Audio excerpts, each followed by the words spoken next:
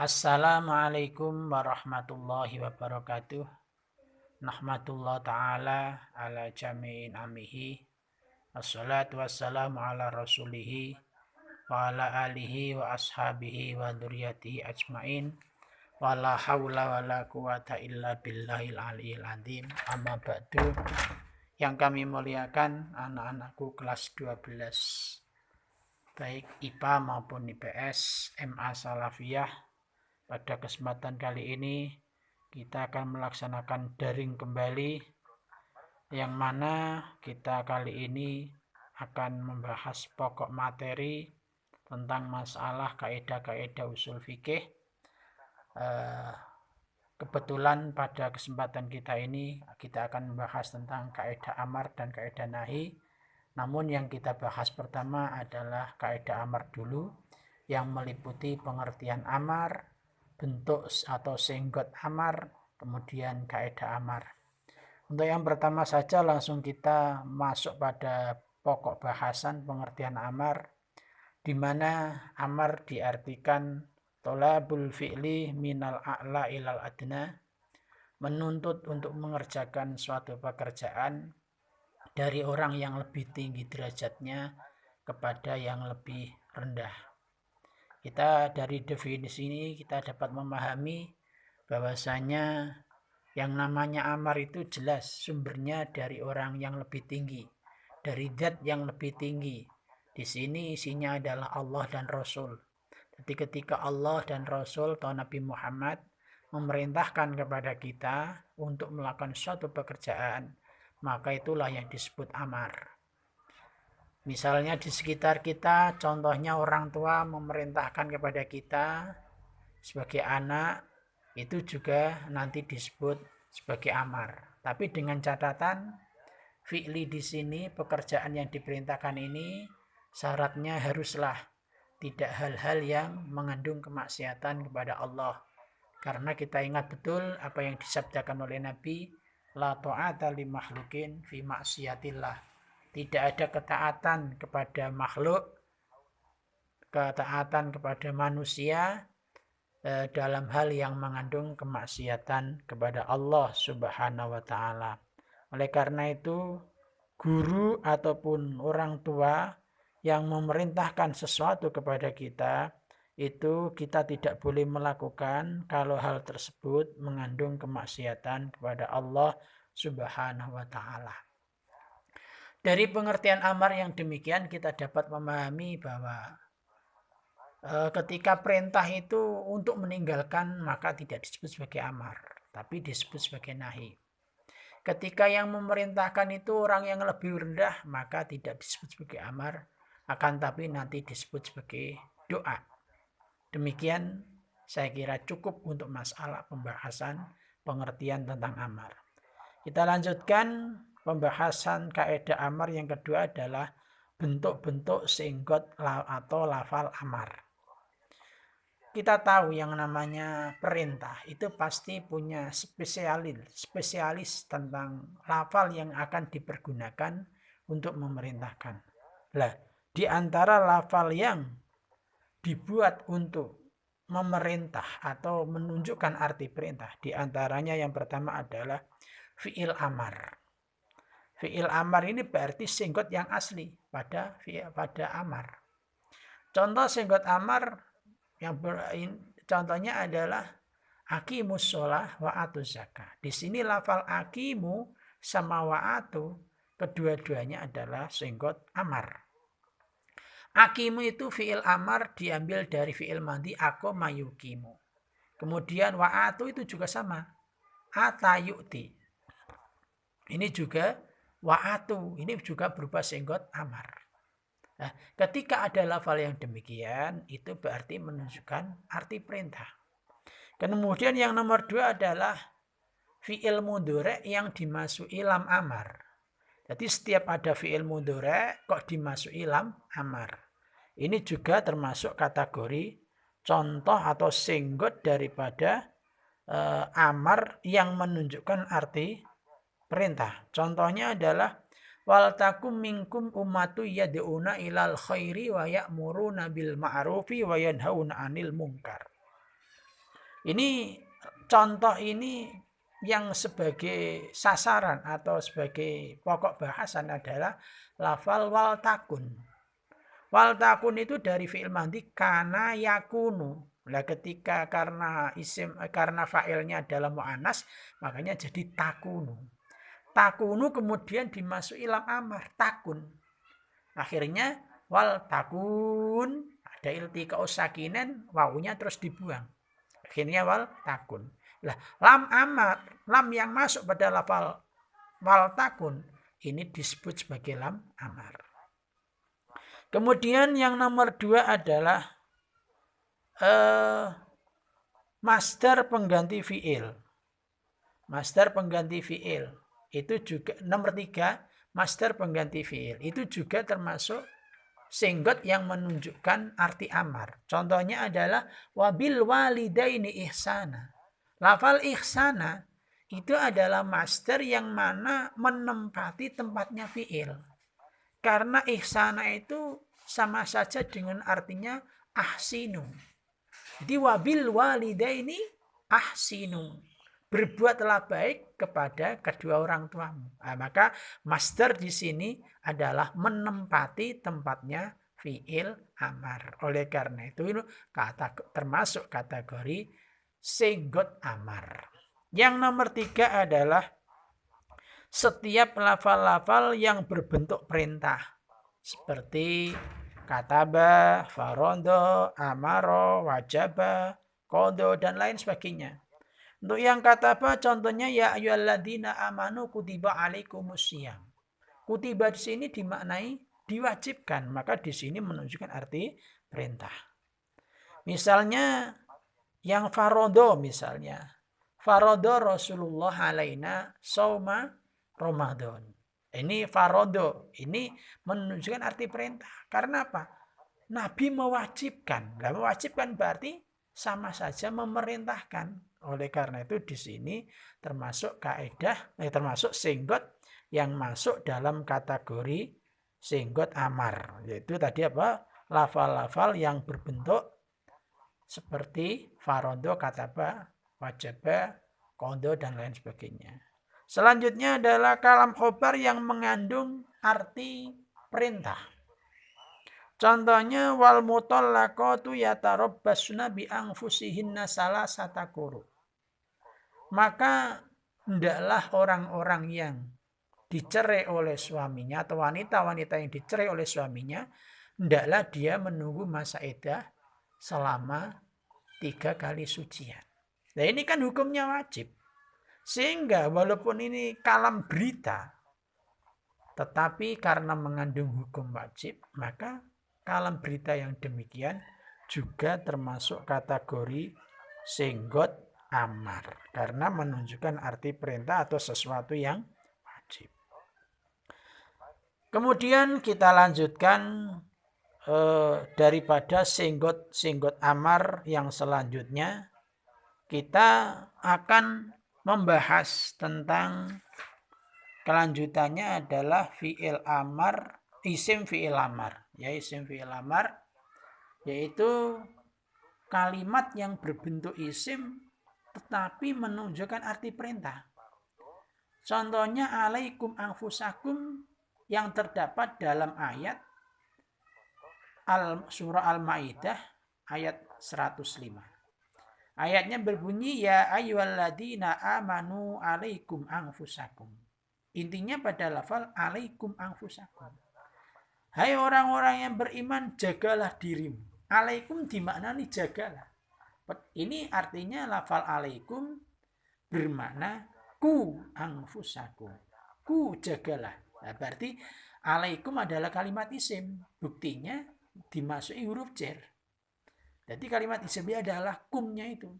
Nah, itu menunjukkan arti amar. Karena termasuk kategori isim fi'il amar. Dikatakan isim karena menerima kalimat, tandanya kalimat isim. Nah, karena bermakna amar, maka disebut sebagai amar. Anak-anakku yang kami muliakan, perlu kita ketahui, di samping singgot-singgot amar, kita akan juga membahas tentang selanjutnya adalah kaidah-kaidah amar yang mana dari amar tersebut akan timbul beberapa kaidah. Kaidah yang pertama adalah al-aslu fil amri lil wujud. Pada dasarnya setiap perintah itu menunjukkan kepada hal yang wajib. Ini asli daripada setiap perintah. Namun ketika ada suatu korinah itu artinya ada petunjuk, ada dalil yang menjelaskan bahwa perintah tersebut tidak dikehendaki sebagai makna wajib, maka amar tersebut dibelokkan menuju makna yang tidak wajib. Seperti halnya amar yang berfaedah linadbi, sunnah atau anjuran. Seperti contoh, fakatibuhum in alimtum fihim khaira. Lafal katibu itu amar. Tetapi di sini tidak menunjukkan arti wajib. Karena apa di sini? Dalam ayat ini, fakatibuhum in alimtum fihim khaira, itu diartikan maka hendaklah kamu buat perjanjian dengan mereka jika kamu mengetahui ada kebaikan pada mereka. Nah, ini akad mukatabah dengan para budak. Itu hukumnya enggak wajib. Terserah sang majikan. Oleh karena itu di sini dalam kitab-kitab fikih akad kitabah itu hanya sekedar sunnah. Karena kalau sampai mewajibkan, ayat ini mewajibkan, maka dirasa suatu hal yang sangat berat. Karena ini kaitannya dengan perbudakan zaman dulu yang mana budak itu seperti barang. Sehingga diperjualbelikan, diakati kitabah atau yang lainnya, itu semuanya adalah terserah daripada sang majikan. Sehingga dalam ayat ini fakatibuhum diartikan sebagai hal yang sunnah. Kemudian yang nomor 2, kaidah amar yang keluar dari arti yang wajib. Yang nomor 2 diartikan al-irsyad, menunjukkan. Artinya membimbing atau memberi petunjuk. Sebagaimana ayat Allah, ayat Al-Quran yang tersebut dalam surah Al-Baqarah ayat 282. Ya ayyuhalladzina amanu idza tadayantum bidainin ila ajalin musamman faktubu. Hai orang-orang yang beriman, ketika apabila engkau bermuamalah tidak secara tunai, artinya secara hutang, maka hendaklah kamu menulisnya. Jadi mencatat hutang, mencatat pemberian hutang itu hukumnya memang tidak wajib. Tapi di sini hanya sekedar menunjukkan, sekedar membimbing untuk menuju hal yang baik. Dalam arti gimana? Yang namanya orang hutang piutang itu tentu suatu saat kadang ada masalah. Sehingga ketika tidak dicatat, itu akan menimbulkan semakin banyak masalah. Tetapi kalau sama-sama ada catatan, kalau sekarang ya mungkin kwitansi atau surat tanda tangan atau perjanjian di atas meterai dan lain sebagainya, itu akan lebih kuat. Nah, jadi ajaran-ajaran yang dilakukan oleh orang-orang sekarang seperti surat bermeterai, kwitansi itu adalah apa yang diajarkan Al-Quran ini demi kebaikan.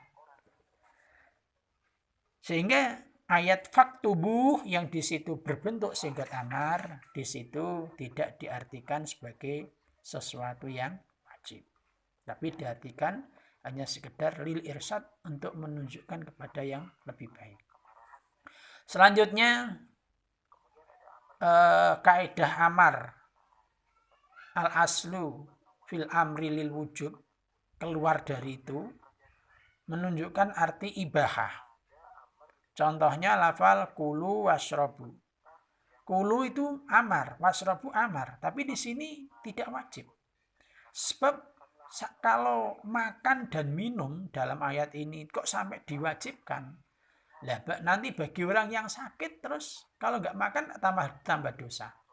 Oleh karena itu dalam ayat kulu wasrobu Ini tidak menunjukkan arti wajib, tapi menunjukkan artinya lil ibahah, yaitu menunjukkan arti mubah. Kemudian yang selanjutnya, amar yang tidak menunjukkan arti wajib karena adanya korinah atau petunjuk. Contohnya adalah selanjutnya adalah tahdid, yaitu mengancam atau menghardik atau menakut-nakuti. Contoh ayat Al-Quran, i'malu masyitum, yaitu surah Al-Fusilat ayat 40. I'malu masyitum. Lafal i'malu itu amar, tetapi di situ tidak menunjukkan arti wajib. Itu bukan berarti Allah memerintahkan kita berbuat sesuka kita, buatan. Tapi justru di situ Allah mengancam kepada kita.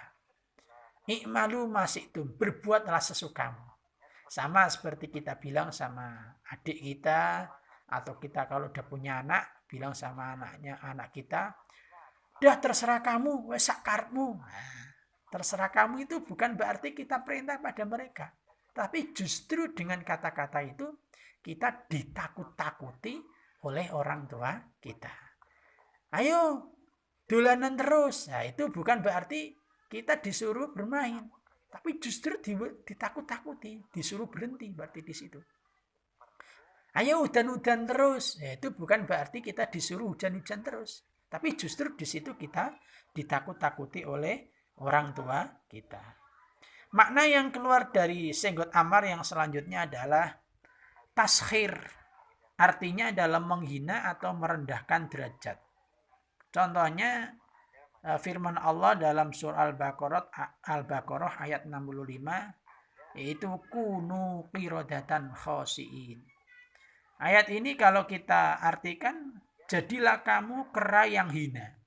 Ini bukan berarti Allah memerintahkan orang-orang Bani Israel saat itu untuk menjadi kera, itu enggak. Tapi firman Allah ini berfaedah menghina kepada mereka. Sebabnya apa? Lawang dijadikan kok kera. Padahal kera itu adalah hewan yang menurut kita, kalau kita disamakan dengan kera, kita itu enggak senang.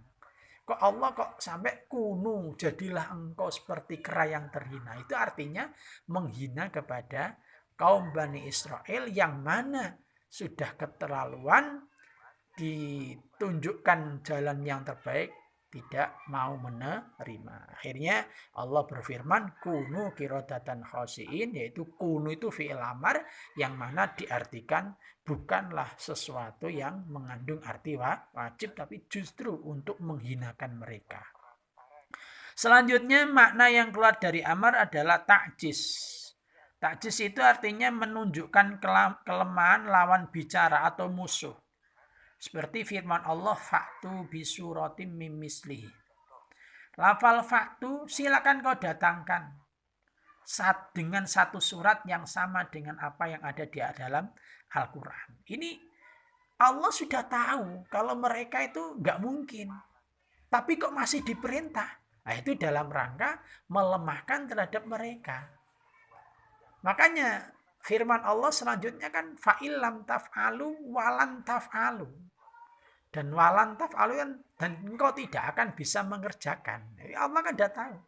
Nah, makanya di sini tuh lafal fa'tu bukan berarti Allah perintah, karena Allah sudah tahu kalau mereka nggak mungkin mampu. Tapi kenapa diperintahkan? Nah, ini dalam rangka untuk melemahkan, meremehkan atau melemahkan terhadap mereka. Selanjutnya makna yang keluar dari kaidah amar yang menunjukkan arti wajib, jadi keluar dari makna wajib, yaitu yang nomor 8 adalah taswiyah. Taswiyah itu artinya penyamaan. Penyamaan sama antara dikerjakan dan tidak dikerjakan. Contohnya adalah islauha fasbiru aula tasbiru sawaun alaikum. Jadi lafal fasbiru itu amar. Tetapi di belakangnya ada kata-kata aula tasbiru. Ini berarti apa? Masa yang pertama perintah, yang kedua melarang, itu kan nggak mungkin. Maka amar di sini itu diartikan taswiyah. Artinya antara sabar dengan tidak sabar itu dianggap sama. Apalagi seterusnya adalah sawaun alaikum. Itu semakin menunjukkan kalau amar di situ bukan diartikan sebagai hal yang wajib, tapi diartikan taswiyah karena ada fasbiru sama aula tasbiru, belakangnya sawaun alaikum. Selanjutnya amar yang keluar dari arti wajib selanjutnya adalah berfaedah pendustaan, takdib, ya takdib. Contohnya adalah kul hatu burhanakum in kuntum shodiqin. Intinya adalah pada lafal hatu. Hatu itu adalah isim fi'il amar. Di sini bukan menunjukkan arti wajib, ya. Di sini adalah singgot amar, hatu itu singgot amar. Tapi di sini tidak diartikan sebagai sesuatu hal yang wajib. Tapi di sini apa? Mendustakan. Sebabnya apa? Di belakang ayat itu ada kata-kata in kuntum shodiqin. Berarti apa?